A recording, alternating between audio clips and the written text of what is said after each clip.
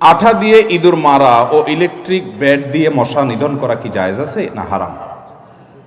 আঠা দিয়ে ইঁদুর মারার যে একটা সিস্টেম আছে আমাদের দেশে, এটা জায়েজ না। এটা কোনো অবস্থাতে জায়েজ না, কারণ এটা খুবই মর্মান্তিক, এটা খুবই অমানবিক, এটা খুবই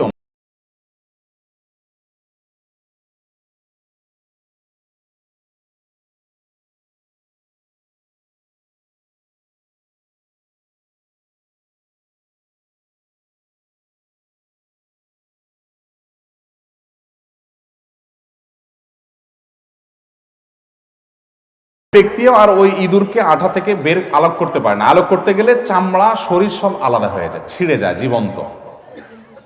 তো এতটা অমানবিক ভাবে তাকে হত্যা করার কোনো প্রয়োজন তো আপনার পড়ে নাই। আরো তো বহু পদ্ধতি আছে, তাকে আপনি হত্যা করেন, বিষ প্রয়োগ করে হত্যা করেন। যে প্রাণী আপনার উপদ্রব করে, আপনার কষ্ট দেয়, আপনি তাকে হত্যা করতে পারেন আপনার উপদ্রব থেকে বাঁচার জন্য, সেটা জায়েজ আপনার জন্য। নবী করিম সাল্লাল্লাহু আলাইহি ওয়াসাল্লাম বলেছেন, ইন্নাল্লাহা কাতাবা আলাইকুমুল ইহসানা ফি কুল্লি শাই। আল্লাহ তাআলা প্রত্যেকটা বস্তুর প্রতি তোমাদেরকে ইহসান করা ফরজ করেছেন। মুসলমান কখনো অমানবিক হতে পারে না, মুসলমান কখনো পাষাণ হতে পারে না। ফাইদা যাবাহতুম ফাহসিনু যিবহাতা ওয়া ইযা কাতালতুম ফাহসিনুল কিতলাতা। যুদ্ধের ময়দানে রণাঙ্গনে কাউকে হত্যা করতে হয় শত্রুপক্ষের, সেখানে তুমি অমানবিক হইও না, অপ্রয়োজন থাকে কষ্ট দিও না। এই জন্য লাশের কান কাটা, চোখ কাটা, অঙ্গ প্রত্যঙ্গ কাটা, টুকরা টুকরা করা, যুদ্ধক্ষেত্রে কাফেরের লাশ যে আপনাকে হত্যা করছে আছে তাকেও আপনি হত্যা করতে পারেন, তাই বলে এরকম অমানবিক হতে পারেন না। ইসলাম জায়েজ করে না, মুসলা এটাকে বলা নিষেধ। আর যখন তুমি কোনো পশু জবাই করবে, ফাহসিনুল যিবহাতা, ওই পশুটার প্রতি ইহসান করো। এবং নবী সাল্লাল্লাহু আলাইহি ওয়াসাল্লাম নির্দেশ করেছেন, তোমরা চাকু ভালো করে ধার দাও যাতে করে তাড়াতাড়ি তার প্রাণটা বের হয়ে যায়। ইসলাম সেই দিন, যেদিন শুধু মানুষ নয় পশুদের প্রতি পর্যন্ত আমাদেরকে মানবিক হতে বলেছে। অমানবিক হওয়ার কোনো সুযোগ ইসলামে। আপনি একটা ইঁদুরকে হত্যা করার প্রয়োজন হয়েছে, আপনাকে ডিস্টার্ব করে, আপনার উপদ্রব করে, আপনি মারেন, কিন্তু অমানবিক পদ্ধতিতে না।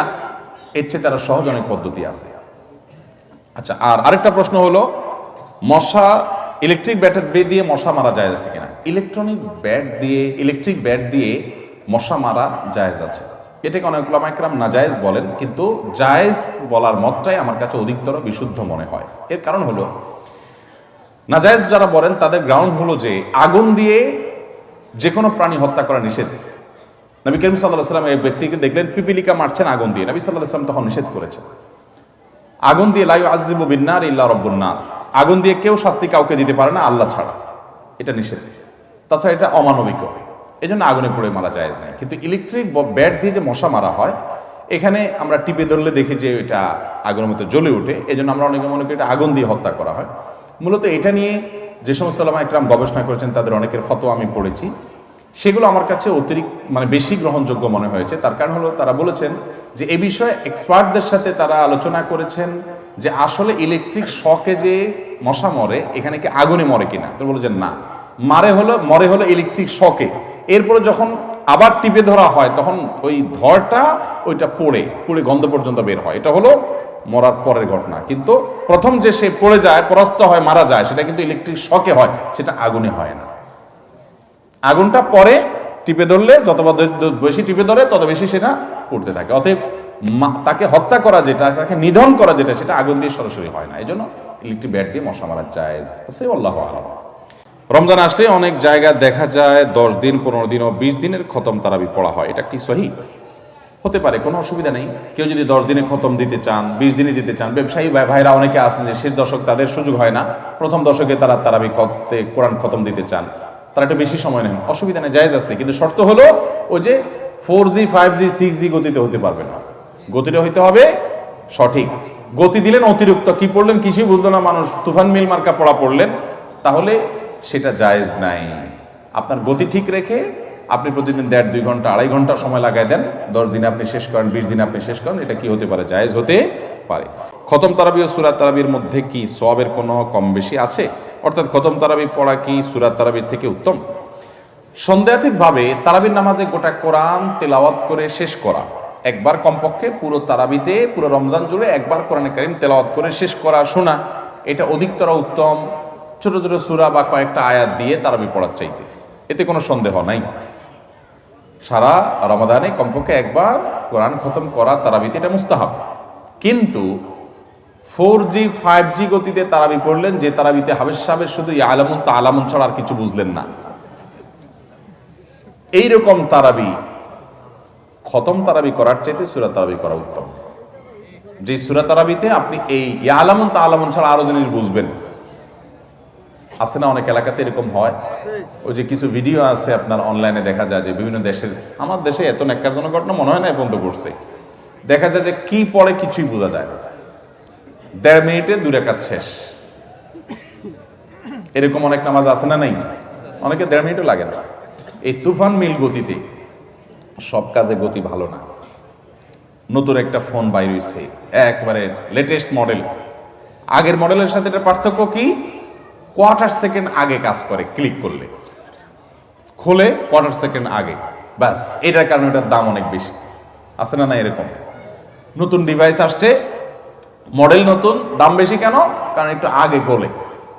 তো এখানে গতি অনেক গুরুত্বপূর্ণ এবং গতির কারণে দাম বেড়ে যায়। এবাদতে কিন্তু সেটা না, এখানে গতি যত কম হবে কোয়ালিটি তত বেশি হবে। অতএব তারাবির নামাজের ক্ষেত্রেও যত আস্তে আস্তে পড়া যায় তত ভালো। বিভিন্ন এলাকায় হাবেশ সাহেব বেচারাদেরকে দৌড়ের উপর রাখে মুসল্লিরা, ঠিক না বেঠিক? আমি অনেক হাবেশ সাহেব জিজ্ঞেস করছি, ভাই এত হুলস্থুল কেন করে? বলে, ভাই পাবলিক ডিমান্ড। কিসের ডিমান্ড? পাবলিক ডিমান্ড বলে। অনেক মুসল্লি আছে বলে, হুজুর পাশের মসজিদের মুসল্লি এসে বলছে,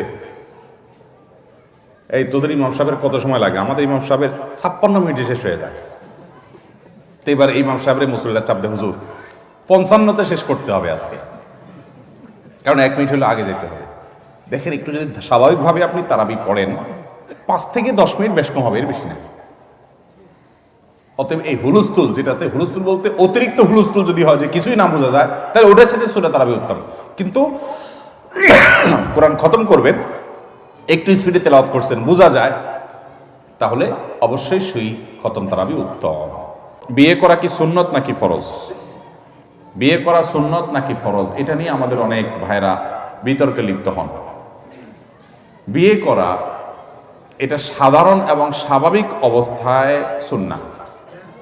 স্বাভাবিক অবস্থা বিয়ে করা কি সুন্নাহ, যখন মানুষ লেভেলে থাকবে। এই লেভেল বা স্বাভাবিক অবস্থা বলতে কি বোঝায়? এর মানে হলো, একজন মানুষ বিয়ে করলে স্ত্রীর ভরণ পোষণ দিতে পারেন, সে ক্ষমতা তার আছে, সেই আর্থিক সঙ্গতি আছে, মোহর দেওয়ার ব্যবস্থা আছে। আবার বিয়ে না করলে যে সে গুনাহে লিপ্ত হবে এরকমও না। অর্থাৎ বিয়েটা করার সুযোগ আছে, না করলে তার কোনো অসুবিধাও নাই, এরকম তার নিজের প্রতি নিজের কনফিডেন্ট আছে, আত্মবিশ্বাস আছে। এরকম সাধারণ অবস্থায় বিয়ে করা হলো সুন্নাহ। নবী করিম সাল্লাল্লাহু আলাইহি ওয়াসাল্লাম বলেছেন, আন-নিকাহু মিন সুন্নতি, বিবাহ আমার সুন্নাহর অংশ। তবে ফামান রাগিবা আন সুন্নতি ফালাইসা মিন্নি, যে ব্যক্তি আমার সুন্নতকে এড়িয়ে চলে, সুন্নত মানতে চায় না, সে আমার উম্মত না। তো এই জন্য বিয়ে সাধারণ অবস্থায় করা সুন্নাহ, কিন্তু কখনো কখনো বিয়ে ফরজ হয়। কখন বিয়ে করা ফরজ? যদি কেউ বিয়ে করার মতো তার আর্থিক সঙ্গতি আছে, আবার বিয়ে না করলে তার চরিত্র হুমকির মধ্যে পড়বে, এরকম পরিস্থিতিতে তার জন্য বিয়ে করা কি ফরজ বা আবশ্যক। বিয়ে করা তার জন্য জরুরি, ওয়াজিব, সে বিয়ে করতে হবে। যদি সে বিয়ে না করে চরিত্র রক্ষা হবে না, তাহলে সেক্ষেত্রে তাকে বিয়ে করা বাধ্যতামূলক তার জন্য। আবার বিয়ে করা কখনো কখনো নিষেধ, নাজায়েজ। কখন বিয়ে করা নাজায়েজ? যদি আপনি বিয়ে করার মতো আর্থিক সঙ্গতি নাই, শারীরিক সক্ষমতা নাই, বিয়ে করলে বরং স্ত্রীর আরো হক নষ্ট করবেন, আপনি নষ্ট করতে হবে আপনাকে, ছাড়া উপায় নাই, আপনি জানেন, তাহলে সেক্ষেত্রে আপনার জন্য বিয়ে করা বরং নাজায়েজ এবং নিষিদ্ধ। তাহলে বিয়ে করা কখনো ফরজ হয়, কখনো নিষিদ্ধ হয়, আবার স্বাভাবিক অবস্থা কি থাকে, এটা সুন্নাহ। কিন্তু সুন্নাহ মনে করে এটাকে ছোট মনে করবেন না। সমস্ত নবী রাসূলগণ বিয়ে শাদী করেছেন, 1-2 জন নবী বাদে, আর বাকি সমস্ত নবী রাসূলগণ বিবাহ শাদী করেছেন। বিবাহ শাদী করতে গিয়ে ইবাদত বন্দেগী একটু কম হয়, তারপরে বিয়ে শাদী করাটা উত্তম। আমাদের অনেক ভাইরা আছেন, অনেক বোনরা আছেন, বিয়ে শাদী করতে চান না। অনেক শিক্ষিতদের মধ্যে আছে এই প্রবণতা যে বিয়ে শাদী করলে ঝামেলা, এবাদবন্দি করা হয় না, ম্যাচ করে না, গন্ডগোল ফাসাদ হয়, ঝামেলা থেকে দূরে থাকেন না। এই ঝামেলা পোহাইলে আপনি সওয়াব পাবেন। কিছু কিছু ঝামেলা আপনাকে সহ্য করতে হবে, ইবাদতের অংশ এটা। নবী করিম সাল্লাল্লাহু আলাইহি সাল্লামের দাম্পত্য জীবনে উম্মাহাতুল মুমিনিনদের সাথে কখনো কখনো অভিমান হয়েছে এবং নবী করিম সাল্লাল্লাহু আলাইহি সাল্লামের সেই অভিমান ভাঙার জন্য ওমর রাদিয়াল্লাহু তাআলা উদ্যোগ নিয়েছেন। এগুলো জীবনের অংশ। হ্যাঁ, অভিমান এক জিনিস, আর ঝগড়াঝাটি আর ছোটলুই করা আরেক জিনিস। সেটা নবী সাল্লাল্লাহু আলাইহি সাল্লামের যুগে খুলাফায়ে রাশিদের জিন্দেগিতে সেটা হয় নাই। আমাদেরকে সেই জায়গায় যেতে হবে। অতএব বিয়ে শাদী করাটা হলো সুন্নাহ।